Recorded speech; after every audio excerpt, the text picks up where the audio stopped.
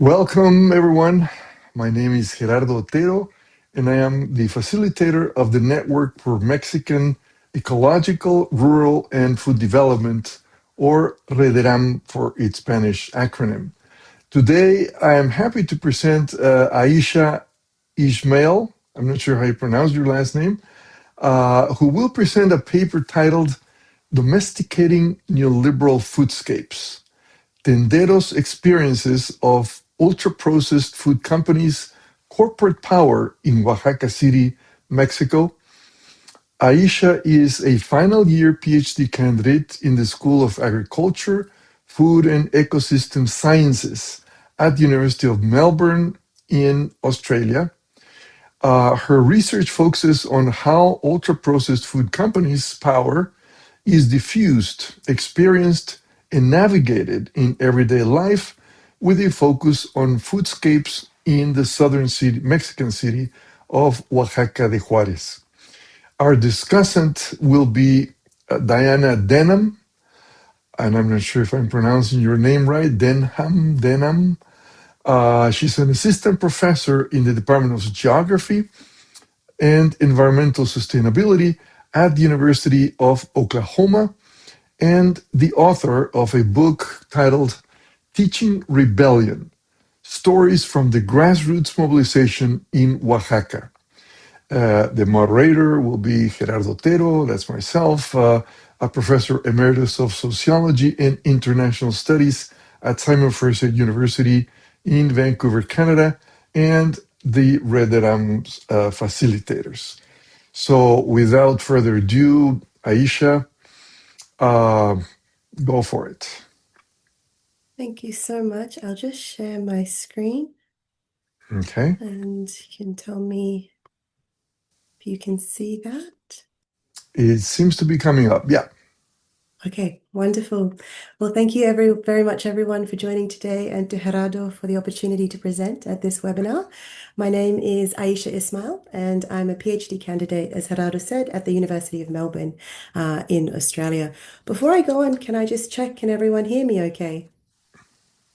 Okay, Very well. wonderful. Thank you. Wonderful. So I'm fortunate enough to be supervised by the wonderful Jose Tenorio Ramirez, who's with us today, as well as Associate Professor Georgi Skrinis and Professor Simon Batterbury at the University of Melbourne. And today I'll be presenting on a paper that I published in the Journal of Political Ecology in 2025. And that paper was entitled Domesticating Neoliberal Foodscapes, an Everyday Approach to Understanding Food System Transitions in Oaxaca, Mexico. So this work is part of my broader doctoral project, which, as Gerardo said, seeks to understand how ultra-processed food companies' power is diffused, experienced, and navigated in everyday life, with a focus on urban retail foodscapes in the city of Oaxaca. And ultra-processed food corporations, as I'm sure I probably don't need to tell the people here today, are household names like Coca-Cola, Nestle, Unilever, Mondelez, and Kraft Heinz. And these are some of the most powerful and profitable companies in the world. As you can see on the screen, they own a lot of products that we are familiar with in our daily lives. So I was drawn to Oaxaca in particular because in 2020, Oaxaca passed a law banning the sale of junk food, much of which is ultra-processed, to children and adolescents in response to increasing levels of obesity and type 2 diabetes.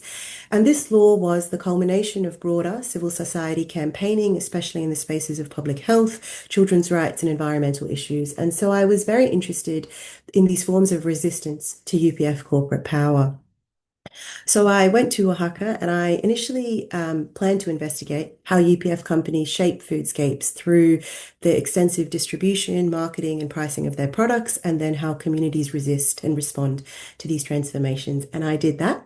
But while I was in Oaxaca, it occurred to me that in some cases, the lived experience of UPF corporate power does not always lead to resistance, but instead, sometimes local people can sustain ultra-processed foodscapes. So, for example, this law that banned the sale of junk food to children, it created arguably a space for resistance by providing a justification for example, small tiendas not to sell these products. But despite the law, tiendas continue to sell these products and arguably reinforce these ultra-processed foodscapes. And so government and civil society efforts then to curtail the power of UPF corporations and transition to healthier foodscapes was hampered.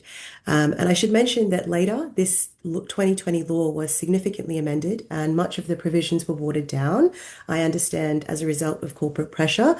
But at the time, this was the context in which I went to Oaxaca. So I wrote this paper for a special issue of the Grassroots section of the Journal of Political Ecology on post-growth food systems.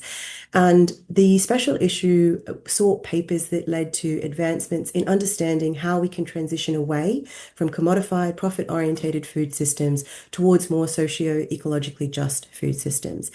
And UPF companies, of course, they pose a major challenge to any vision for post-growth food systems because their products by their very nature are about growth and commodification. And so the background to both the special issue and to my paper was the shared understanding that our current food systems are plagued by numerous intersecting social, health, and environmental crises. And these food systems were born out of a neoliberal food regime characterized by the deeper integration of transnational capital, global sourcing, deregulation, financialization, and trade and investment liberalization. And in response to these food systems, there have been significant efforts by civil society organizations and social movements to shift the current trajectory of food systems. But neoliberal food systems have proven to be very resilient. And so in this paper, what I hope to do was to adopt an everyday lens to help us to better understand why resistance often does not manifest in situations of inequality and hardship, and why efforts to change food systems can actually sometimes be undermined by our everyday practices. And it can contribute to the continuation of corporate-dominated foodscapes if we are not attentive to the lived realities of people's lives. And I think that the everyday is frequently seen as a site of resistance, both in scholarship, but then also in practice. And the everyday is where people can exercise a sense of agency in situations of highly unequal power dynamics. And this sort of perspective has been brought to bear on food systems research as well. But in this paper, I hope to offer a different perspective and to say, yes, the everyday can be a side of resistance, but oftentimes in reality, it is not. And people uphold the status quo, and in doing so, they help to sustain the current neoliberal food systems. And so this project came out of my fieldwork in Mexico. So I did my initial fieldwork in late 2023, and I think I spent just under 3 months in Mexico, which I appreciate if you come from anthropology or another discipline. This is quite a short amount of time to spend there.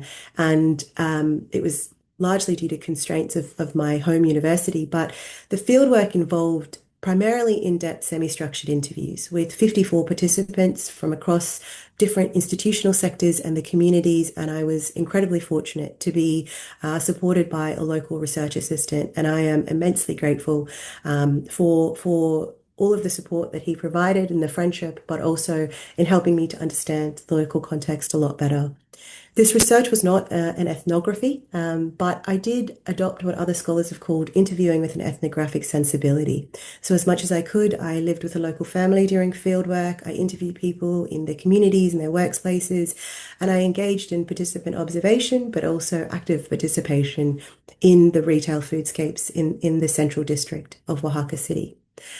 I think at this point, it's important to acknowledge that my positionality and that I do come to this research as an outsider who is not Mexican and who is privileged to be based at a well-resourced institution in Australia. And I grappled a lot with the ethical dimensions of this research as well as my own positionality. And I don't think that this tension of sort of being an outsider is something that can ever fully be resolved, but it's something that I constantly navigate. And I can speak more later on to the question of, why Mexico as a focus country. But I just wanted to say that, I'm constantly humbled in this research and also deeply appreciative of the patience and kindness of the people that I interacted with in Oaxaca as part of this research. So this was sort of the broader context in which the research took place, and to understand specifically how everyday practices can sustain neoliberal foodscapes. In this paper, I utilize a conceptual framework that is a combination of an everyday political economy approach with this concept of domesticating neoliberalism, which really comes out of mostly cultural anthropology. And so, from the everyday life perspective, I draw on critical scholars who focus on this logic of discipline that permeates our daily activities. And by discipline, I mean the normative, but also the material conditions of people's lives that constrain their options and their possibilities. And in urban food environments in particular, neoliberal reforms that have impacted housing, work, migration have led to an acceleration of the temporal and spatial dynamics of everyday life. And ultra-processed foods in many ways respond to these changes in daily rhythms, things like precarious employment, rural to urban and transnational migration, because they are products that are designed to be cheap, convenient, durable, hyperpalatable, and to fit within a modern, fast-paced and on-the-go lifestyle. But at the same time, these products also transform the modalities of consumption, both of how we understand what food is and how we consume that food as well. And so, for an everyday life perspective, this perspective is interested in how power relations are embodied and experienced within everyday life. And it acknowledges that in the case of ultra processed food companies, their power is constraining. So, in urban foodscapes, people are constrained by the products that are available, accessible, and affordable to them. But at the same time, power is also productive. It promotes particular ways of being and living, of people's desires and aspirations, of how they want to provide for their daily needs and operate their businesses, for example. And I combine an everyday life perspective with this concept of domesticating neoliberalism, which is really about exploring how everyday lives can construct and perpetuate neoliberal forms. And so Smith and Rutkowska wrote about how household economic practices and social reproduction contribute to neoliberal transitions as people seek to make life more tolerable.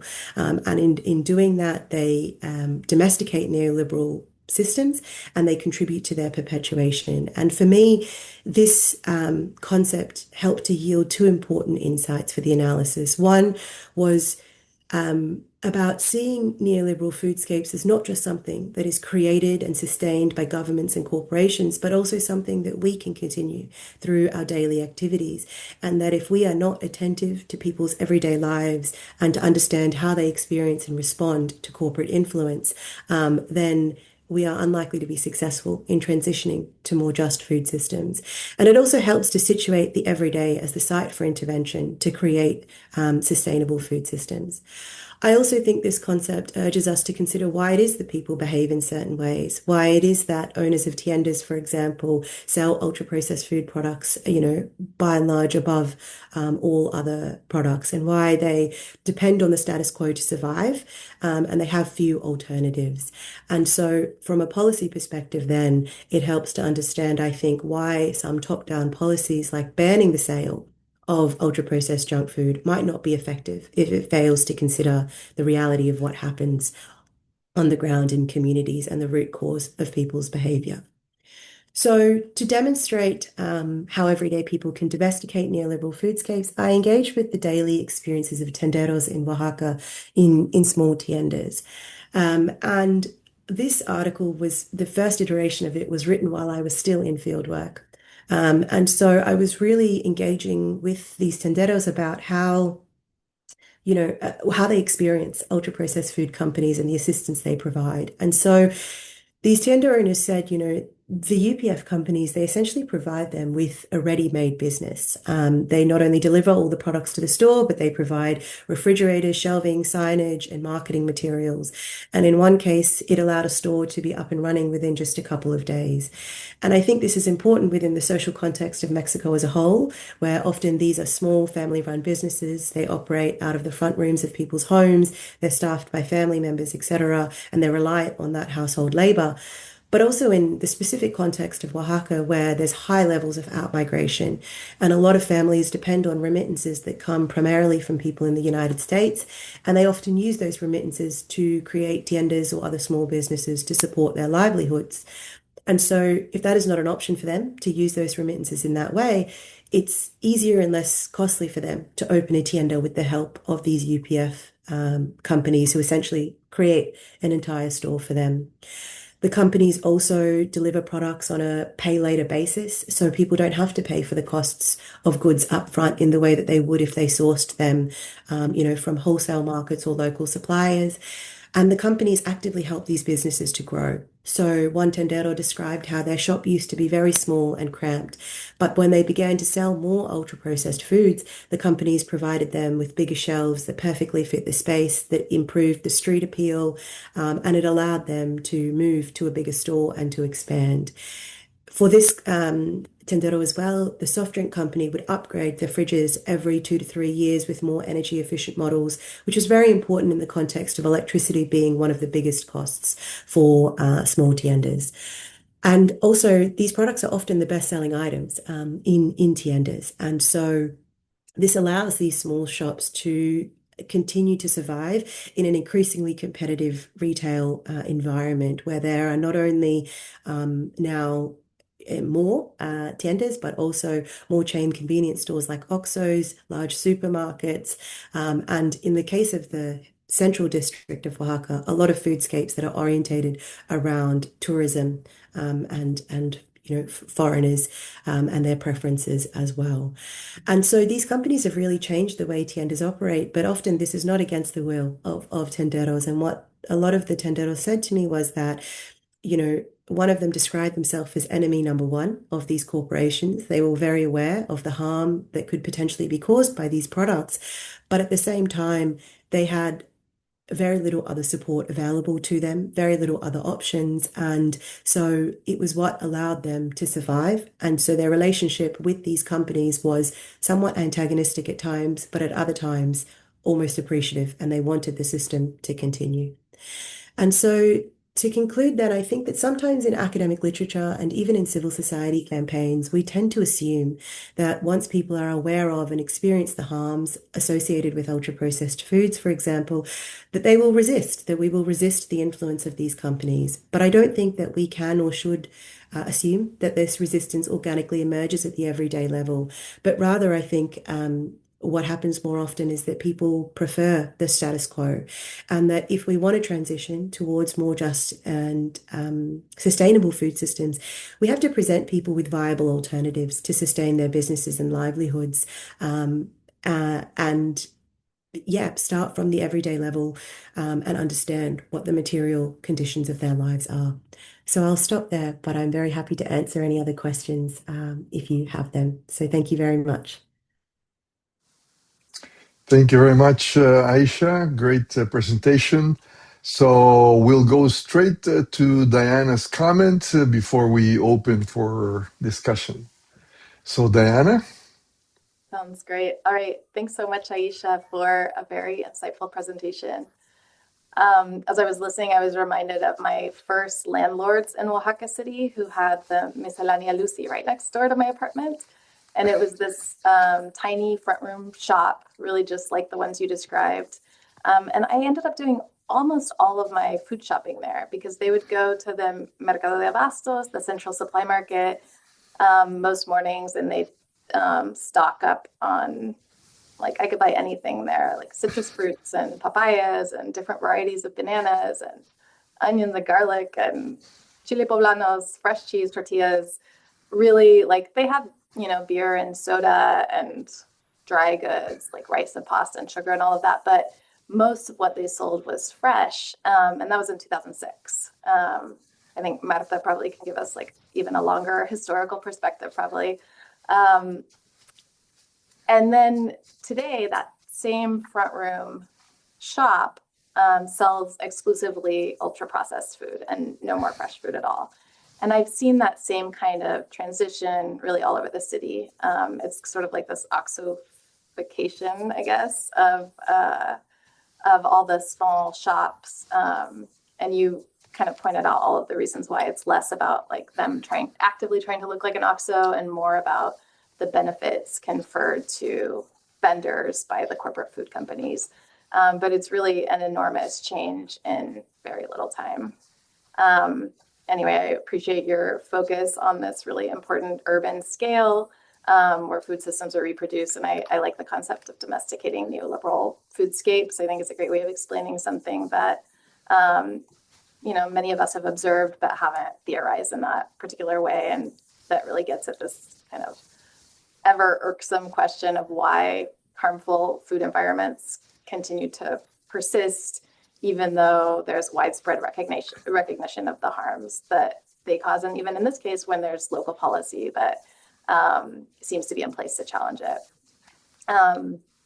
Your findings, of course, resonate with Gerardo's work on the neoliberal diet, particularly the idea that the spread of these kind of diets based on cheap, highly processed foods really doesn't have very much to do with individual choice and has a lot more to do with structural inequality, that kind of neo-regulation associated with NAFTA and neoliberalism more broadly. And I think your work does a nice job of adding this kind of middle layer of lived experience of small-scale intermediaries, and it helps raise important questions about scale of regulation, what kinds of regulations have the potential to make any kind of difference at all, what kind of laws should social movements be advocating for. What we have here seems like kind of promising regulation at the state level, this like ley anti-chatarra. We have banning of sales of soda and all of this junk food to minors, but it actually ends up being like incredibly complicated to enforce.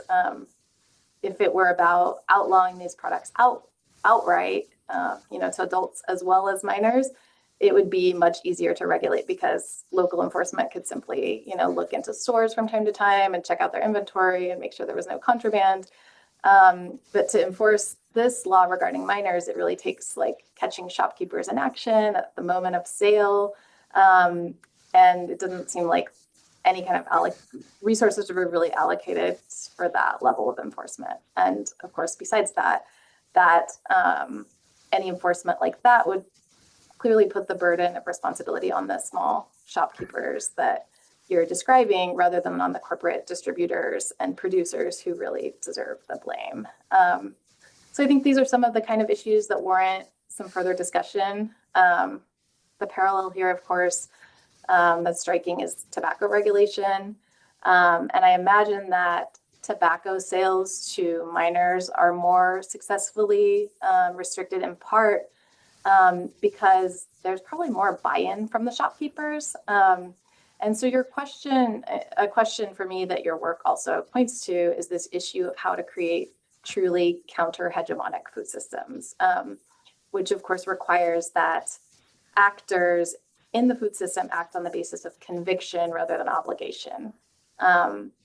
And you show how incredibly complicated that is because it seems like people really recognize the harmfulness of ultra-processed foods, but their belief isn't deep enough to compel them to take a different course of action. So that's a little of my thoughts. Just to wrap up, I think that you're making a really valuable contribution, that you're bridging political economy and lived experience, and pushing us to think more about the actors, the scale, the mechanisms that could be necessary to bring about food system transformation. And I think it would be great to have a discussion about what meaningful alternatives would look like, what kind of policies or infrastructures or support systems could engage with these urban scale kind of everyday actors to enable a different kind of urban foodscape. I'll just leave it at that and let everybody else chime in. Thank you very much, Diana. So while people make up their minds if they want to raise a question or something, I'll just make a comment about Claudia Sheinbaum, how at least a couple times in her morning conferences, she has told how when she goes to schools, the kids raise their hands and they ask, Claudia, when are you giving us our candy back? Because the candies are forbidden in schools, and the kids definitely don't like that. So, but anyway, I was really shocked by Diana's story of the tiendita de al lado, how it went from fresh food from the Mercado de Abastos to ultra processed food. Oh my God. Yeah, the oxification. I mean, each time I go to an Oxxo, I'm completely mesmerized to see. I mean, 90% of the stuff or more seems to be ultra processed. So it's scandalous. But anyway, so we have one of Aisha's supervisors here, Jose Tenorio. We have Heriberto Ruiz Trafolla here, who has done studies on a similar micro level of abstraction. So if anybody would like to raise a tough question for Aisha, that would be great. Consuelo. Consuelo and then Heriberto. Hi, I don't know if this is a tough question, but as having my first degree in economics, I am thinking that you presented this fascinating picture from the supply and, in this case, retail side of the whole story. But that led me to think, well, what is happening? What kind of transitions are happening in the consumption of, I imagine, working class Mexicans, that these tenderos have decided that they do better with this type of jobs, when what we think is that it has been somehow, but this is just a speculation, you are the expert there, should be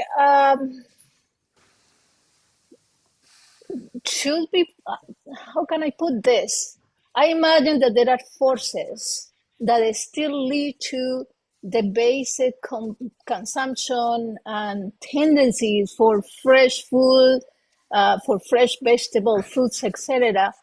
So what did you find? That was no, I know that that's not your main topic, but did you find something that somehow explain what you found?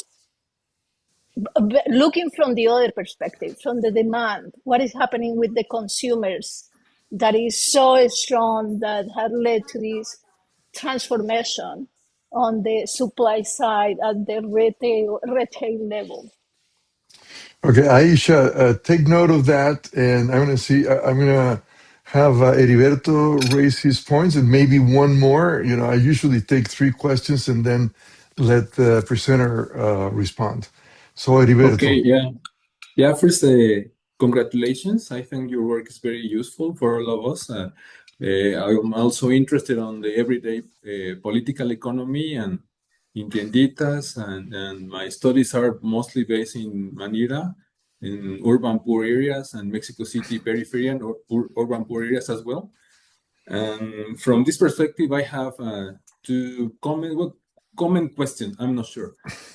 First one, if I understood well, your research was some tienditas in the center of Oaxaca. It means when foreigners are living, and at the same time some workers and some local people, right? You didn't have chance to go any place in the periphery of Oaxaca, not only in the center, of the tiendita, right? This is one just clarification, right? Was basically when foreigners also live.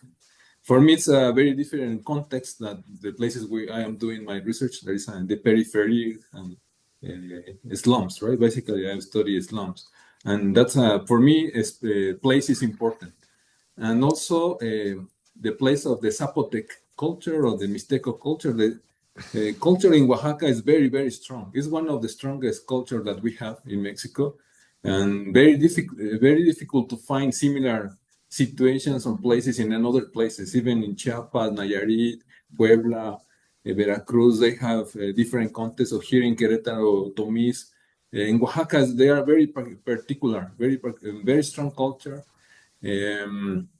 I don't know if really is they think about neoliberal thinking. They are like that. They behave in some way, sometimes look like resistance, but for them is natural even before neoliberalism. That's why for me, I don't know if it's really domestication or basically for them is recovery or practicing something that is very natural for them. And here links to another point. I don't know if you had a chance to discuss in Oaxaca of the boundary and the difference between verduleria. We can translate, I don't know in English, like green grocery, green store.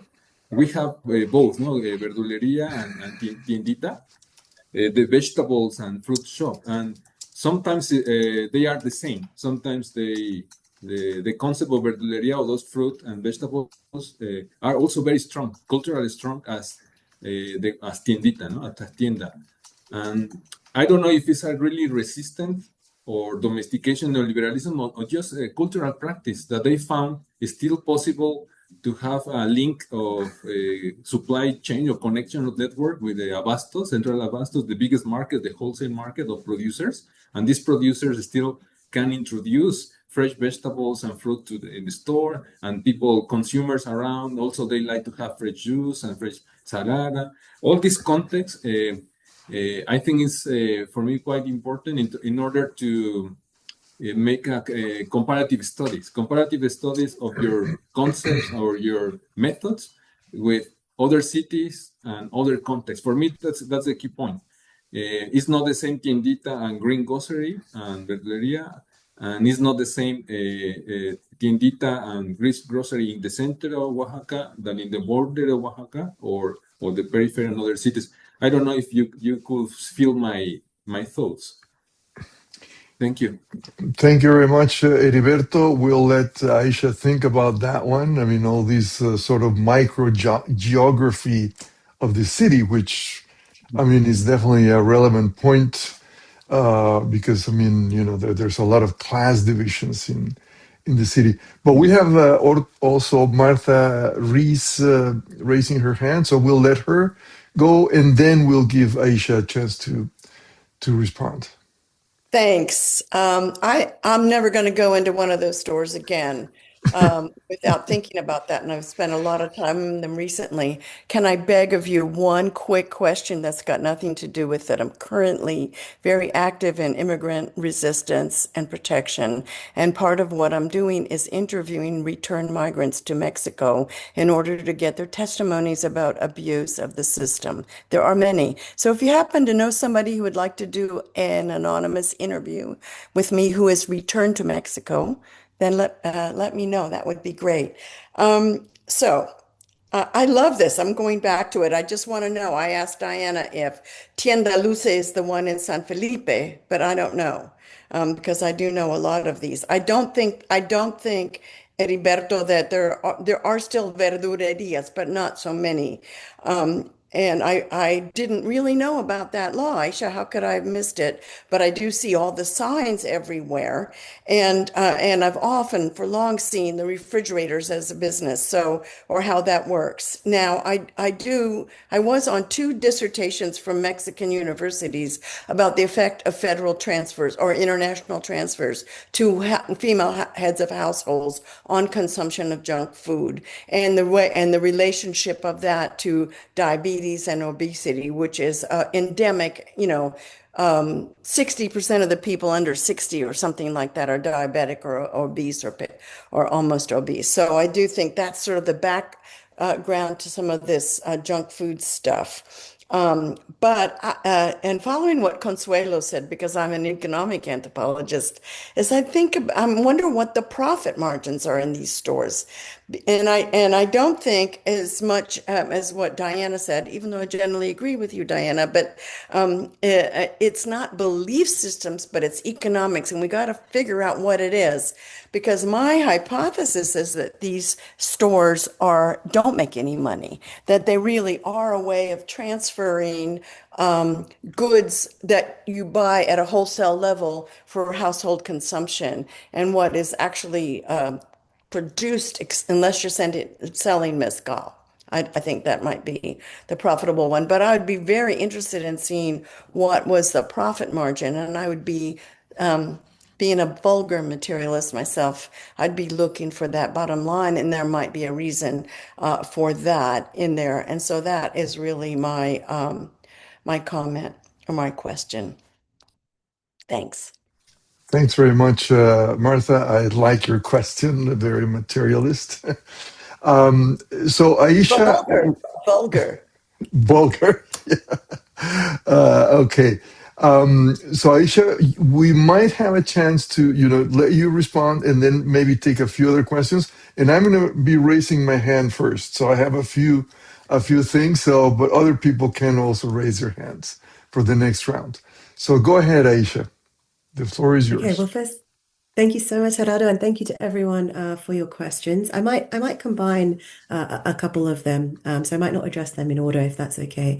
But to Consuela's first question around, the interaction between the consumption side and demand with supply, I think this is, of course, in terms of the growth of ultra-processed food consumption, this is not unique to Oaxaca. I think this is across Mexico and a lot of different parts of the world. And the what's driving people towards these foods is really changes in everyday life in terms of the rise of precarious informal work.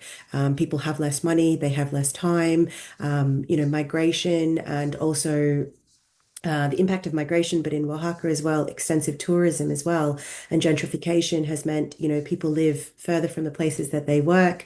And all of these things constrain people's ability to socially reproduce on a daily level. And these products and these companies, they know that. And they really design these products to meet that particular need in people, to respond to the conditions, I guess, of modern life, and to make products that are very cheap, available everywhere, very convenient.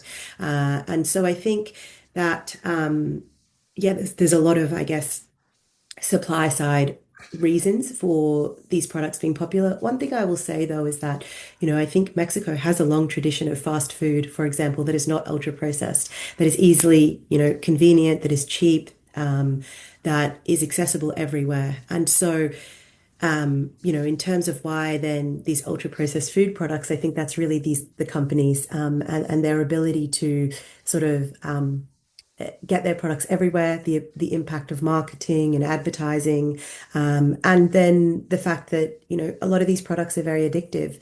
I saw Jose's webinar at the end of last year around in Chiapas and the way people drink Coca-Cola, and that's just one of the many of these products that are people feel addicted to them. They give them, energy, etc. So yeah, I'm not sure if that's a great answer to your question, but maybe that's a start. And then to Martha's question around, the hypothesis that these stores don't make any money. Yeah, I mean, that was what I found in Oaxaca. In fact, a number of people commented on the fact these stores are not profitable. And they're profitable for the companies, certainly, because as a distribution model, it's brilliant. I mean, the premises are within people's homes, so they don't pay rent. They're reliant on the exploitation of household labor for the most part, so there's no labor costs involved. There's no risk for these companies because, the tender owners take all of that risk. So for the companies, it's profitable. But for the actual tienda owners, no, I don't think it's very profitable. I think they run on very slim margins.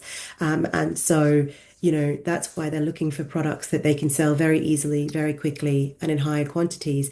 And often it is these ultra processed foods that, people keep coming back from and buy more quantities of. But I think it's very slim margins. And the only reason people are doing it, or the reason they told me anyway, is they don't feel like they have other options, or any other good options, or any other form of support as well.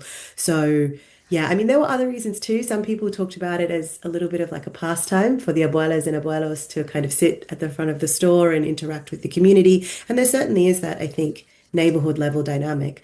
But I don't think the reason that these stores continue to operate is because they generate a lot of money for the families. But there are other elements. I mean, I guess having the stores in people's houses means that, you can have childcare in the same place where you are, living, and there are certain benefits, but I don't think they make a lot of money.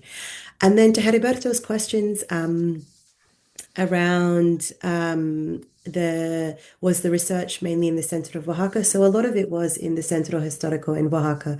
And that's primarily because it's such a dense urban retail foodscape. And so I was interested not just in tiendas, but also what's happening to local markets, what's the impact of supermarkets, what's the impact of tourism and gentrification, and how do these things coexist, and what is their relationship with ultra-processed foods as well. I did go to other areas in Oaxaca, other neighborhoods, maybe like half an hour from the central district, and some that were a couple of hours away. I think generally in more rural areas, the retail foodscape is maybe not as complex. Maybe you have like one tienda, maybe you have, a tiangi that sets up, once a week or something, but there is maybe less complexity than in the central district, which is why I was there. And to your other question around, is this resistance or is this just cultural practice? I mean, I think, I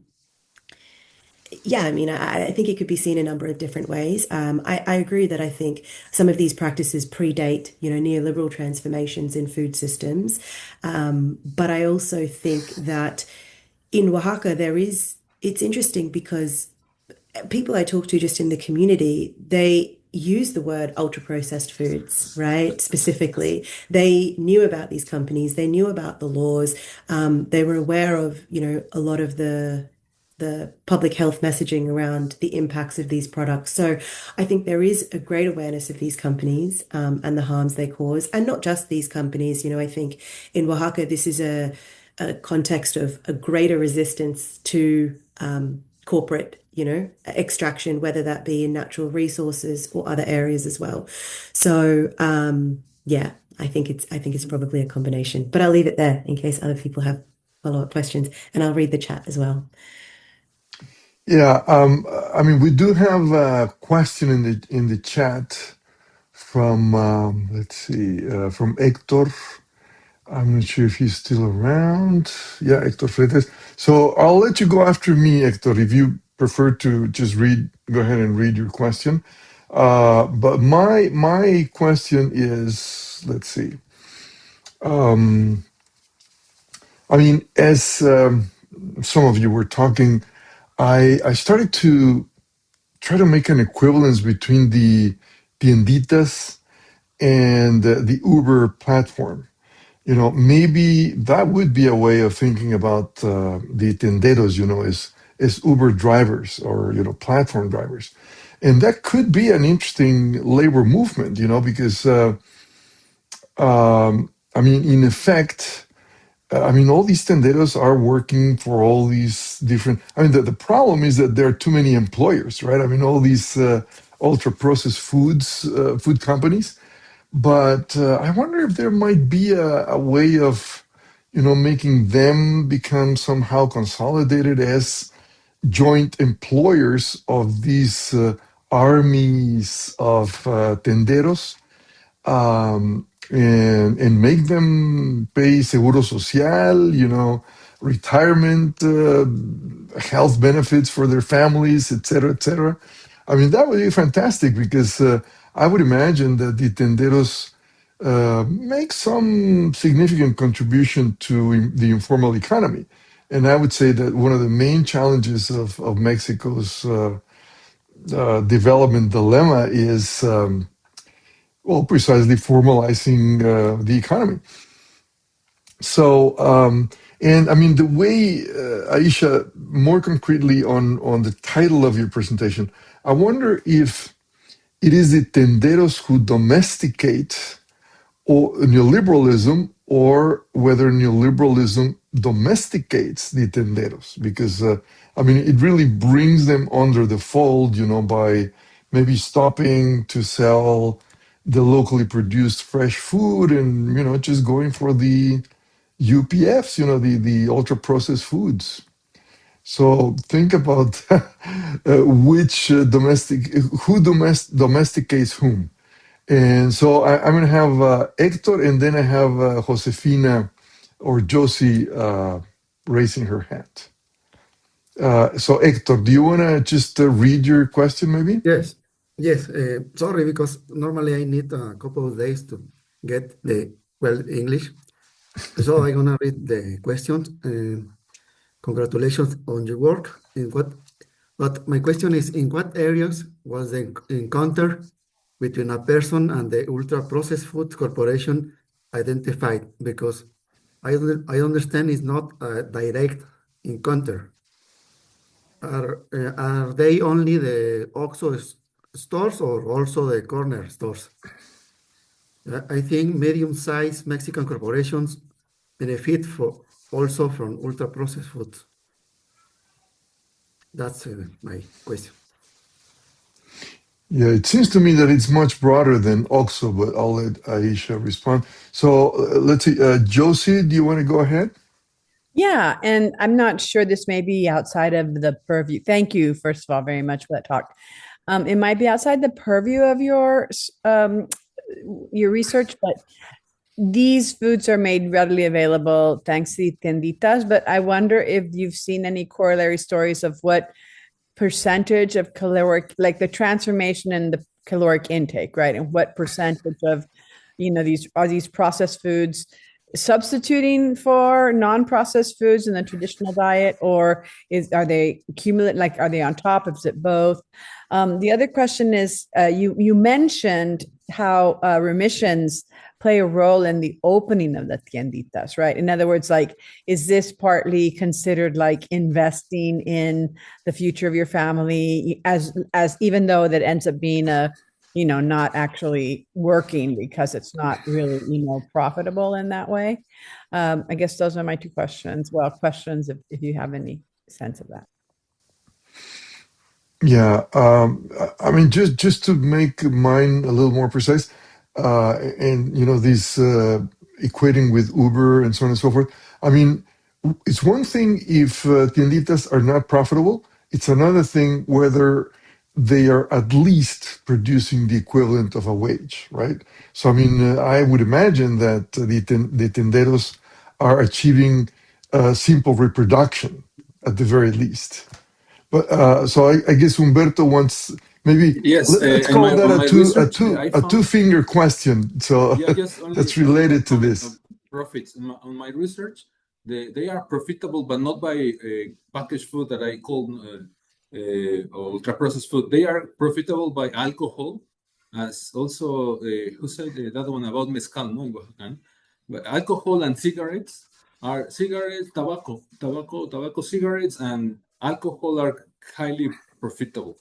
Alcohol, and sometimes there are another commodities that they have a huge margin. But another point, and for me the sad point, is that the other profit is self-consumption. Family earns by eating the products of the store. That's we need to count also that profit. That is not is not really a profit because they eat the product, but the products basically all the family eats without paying. That's another point. And some they have another extra points, and they have another benefits with phone cards. It depends on the store. Phone cards and some an additional function in the community. They have the relevancy. They have another points of view, but they are profitable. Maybe not so much as OXXO. OXXO is highly profitable, but even Tiendita also is profitable. Yeah, I mean, in the case of OXXO, I'll let you go, Aisha. But in the case of OXXO, my understanding is that these are like franchises that are given to families. I mean, and the idea is that each family will overexploit their labor power. But anyway, Aisha, go for it. Yeah, thank you so much for another round of excellent questions. I might just begin at the end with Heriberto's comments about, the profitability of these tienditas being in not the ultra-processed foods they're selling, but other things like alcohol and cigarettes. Yeah, I do think that's true, at least what I experienced in Oaxaca as well, though the products like alcohol and cigarettes have a higher profit margin than ultra-processed foods. But another thing I also found was the benefit of the self-consumption of these products. The Tenderos almost described it as like a insurance strategy, which is that, they buy these products to sell, but even if they don't sell them and they're not successful in selling the ultra-processed foods, at least they can eat them. And there have been some really interesting civil society organizations who've done research in Oaxaca around the tienderos are some of the people with the highest consumption of ultra-processed foods. And it's partly because they are very precarious workers. They don't earn a lot of money, but also if they are self-consuming what they're not selling, it's just perpetuating this cycle of they actually are eating a lot of these products. So that's another, I think, big issue, especially from a public health perspective. But I think also then to Gerardo's question around, is it the tenderos that domesticate neoliberalism or the other way around? I think both are, true, in the sense that the tenderos operate within a system that does not allow them a lot of other options or other opportunities, and they they feel constrained, certainly. But at the same time, when I ask the tenderos, what is your experience now selling ultra processed foods compared to your experience previously when you sourced from the Central de Abastos or other local suppliers? And a lot of them said, we prefer the system under ultra processed food companies for all the reasons I said. It is convenient for them. It is, much easier. The companies help them a lot. But also, and the alternative is very difficult for them in terms of sourcing the products, the perishability of the products, especially in like the Oaxacan summers, etc. So they almost, they want the system to continue, but again, they're not given state support or any other kind of support really for any other alternatives to happen. One point while I think about it, to Gerardo's question as well around, are these tiendas at least producing the equivalent of a wage? I mean, I think that depends because it's rarely just one person, right? In this tienditas, you might have the abuelo and the abuela, and then you might have the grandchildren there who are, working part of the time. Like it's a whole family kind of labor dynamic. And I know that in Diana's work with tianguis, you've written, Diana, about, the self-exploitation of family labor is what allows the tianguis to survive in the face of corporate retailers like supermarkets. And so I do think there's a parallel there in terms of the tiendas as well. Just another, Hector's question about the encounter between people in the UPF corporations. Is it a direct encounter or more indirect? I mean, I think ultimately in urban foodscapes, it is the stores like the Oxos and the tiendas that act as the intermediary. And UPF companies, they benefit a lot from tiendas because of their historical and social embeddedness within communities. Whereas people see OXO, and maybe some people think Coca-Cola, they think US multinational corporation, et cetera, et cetera. People see tiendas and they think that's our neighbor, right? They think that's our family member. They think, oh, well, that's existed here for 50 odd years, right? So as an intermediary then, tenderos are very effective because of their embeddedness in social life. And just finally, Josie's question, sorry, around what percentage of caloric intake is ultra-processed food? So Mexico as a whole, I think the percentage is now around 33%. Oaxaca is lower. It's around 18% of total dietary intake, but it's not necessarily a direct substitution effect. I think there is definitely like a hybridization in terms of ultra-processed foods becoming enmeshed within local foods. And I know, Diana, I think you've written about this before. And also, most of the ultra processed foods that are eaten across Mexico, but also in Oaxaca, they're not meal replacements so much as they are snacks. So they are additive to the diet, right? And this is part of the problem of the public health crisis because it's not people are substituting one for one, which has a whole host of other issues. They are actually just adding more and more. And sorry, thank you, Jose, for coming. Oh, and he had to go. So I'll stop speaking then because we're running out of time. Thank you. Okay, thank you very much. I mean, does anybody have a last minute question or concern that they would like to express? I mean, I saw a couple of points. It's just like the paradox, right? Of the kind of bougification of especially Oaxacan food, right? And the way in which tourists are more and more drawn and the elite of Mexico to these like slow food, right? And yet you have like the working masses who are bringing these foods to you, eating at these tienditas or, yeah, it's just the paradoxes. Yeah. Very Yeah, good. Heriberto, you wrote something in the chat that I'm Yeah, not sure if you I want wrote to. because she said that Aisha mentioned like about the concept, no? I don't know if it's your interpretation Oh, of yeah. they were also already understanding what it means ultra processed food, because as you know, I have difference with that. I have my problems with the concept of ultra processed food is too big. You can include the hot dogs, pizzas, and many things. And when I study tiendita, I am very more focused precisely their own language of the package of the France. And I mentioned packaged food. I make distinction between the packaged food and the fast food. And ultra processed food is too big, too big, and so nutritionists for nutritionists and for health policy. But in the everyday politics, everyday political economy, this concept, in my opinion, it doesn't work. We need to develop a political economy more on the language of the people, the understanding of the people. And sometimes the advisors try to force us to use concepts that they use. And I denied to use that concept in my thesis, my doctoral thesis, and I developed the concept of corporate packaged food. That's the main concept I use, but because my study is in tienditas, basically, not in fast food, but of course the concept of ultra processed food exists, but it's so big for me. Yeah, that was the Yeah, Heriberto.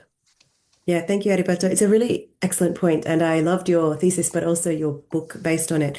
I think in Oaxaca, it's a unique, in some ways, context. Like people did use the term alimentos ultraprocesados because of the public health messaging, because it is visible in the campaigns, in radio campaigns, in murals, on television, on a host of things. People are familiar with that term, but of course that is then, they're not familiar of it of their own mind. It's coming from public health messaging. In terms of how it resonates with people, they don't necessarily know the technical meaning of the term from the public health and nutrition world. They see it as synonymous in some ways with Coca-Cola, with Nestle, with these big companies. But I think that was interesting that they actually did use that term when I didn't necessarily expect them to, because it is quite a technical term. But I think that visibility is because of campaigning. Yeah, there's an article today in La Jornada that I'll share through Rederam about how, I don't know, a lot of food in Mexico contains trans fats well beyond the allowable amounts, and worse, that many include in their labels that they have zero, and they in fact have above the allowable amount. So I hope the authorities are going to be cracking down on those companies. But anyway, well, thank you very much, Aisha. It's been a great presentation and discussion. And thanks everybody for being here and raising your questions. So I'm going to stop the recording now. Thank you. Thank you. Thank Very